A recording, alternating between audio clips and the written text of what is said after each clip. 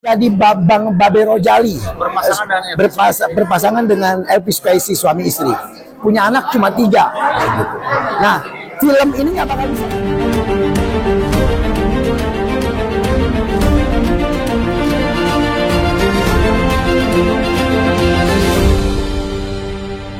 Ya, kita di sini dalam rangka memperkenalkan film baru yang insya Allah tanggal 25 kita mulai syuting, yang berjudul, film layar lebar ini berjudul Banyak Anak Banyak Rezeki, tapi yang harus dicari.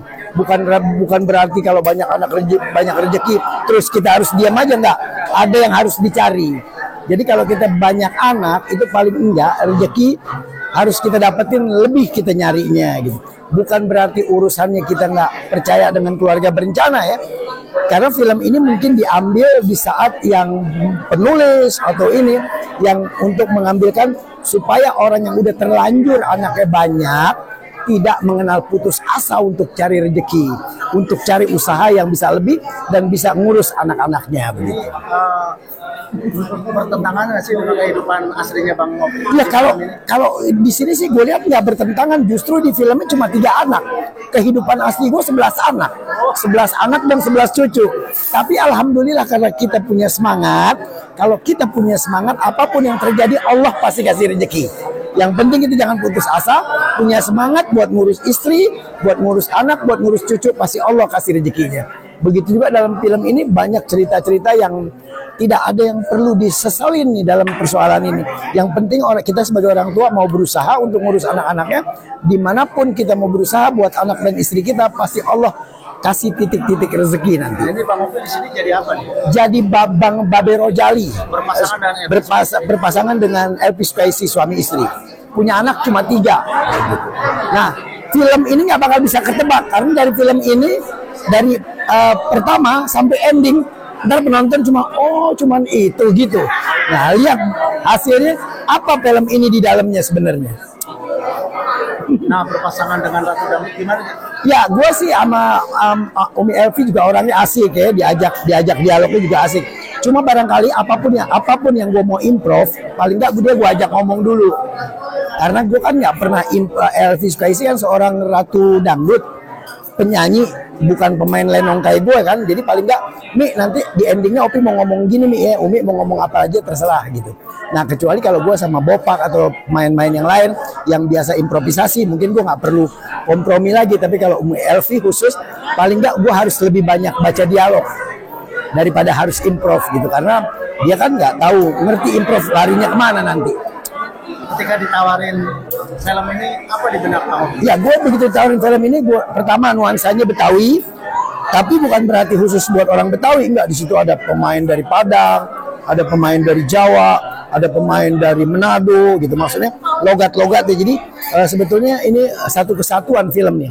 Untuk NKRI bagus nih film. Ada bahasa ini yang tetap bahasa Jawa yang gue nggak ngerti. Di situ timbul kelucuan. Jadi apa yang diomongin gue pikir jangan-jangan ini, tapi apa yang gue kerjain salah ternyata buat dia gitu. Ini kelucuan-kelucuan komedinya ada di situ. Begitu ya. Terus ini kan Bang Ovi jadi pemeran utama ya. Selama ini kalau di film-film pernah jadi ya gue paling kalau di film-film yang lain paling bukan peran utama, paling peran-peran pembantu tapi yang cukup 4-5 scene, 6-7 scene. Kalau ini 40 scene full. Ini peran utama. Apa nih, Bang? Tantangannya paling kita harus jaga kebugaran, stamina dan siap ngapal karena gue nggak semuanya ketemu orang improvisasi. Kadang-kadang gue harus ketemu orang yang harus ngapal. Ini tantangan gue. Begitu ya. Waduh. Bang, bisa ceritakan Bang pengalaman di lokasi syuting seperti apa Bang? Ada kisah-kisah apa sih? Iya, kalau pengalaman di lokasi syuting waktu di film Sumur Jiwo. Jadi gue kalau kerja sama Black White ini memang enak ya. Dia kru-krunya juga asik, pemain-pemainnya juga asik. Fadli ini memang orangnya nyari pemain tuh memang semua fleksibel. Jadi kita bisa bergaul asik apa segala macam. Jadi pengalaman-pengalaman ya kita bawa enjoy aja. Kalau film horor ya ada pengalaman-pengalaman yang sedikit menyeramkan, biasalah. Namanya filmnya film horor, film yang urusannya sama setan. Paling nggak sekelebat adalah setan ya.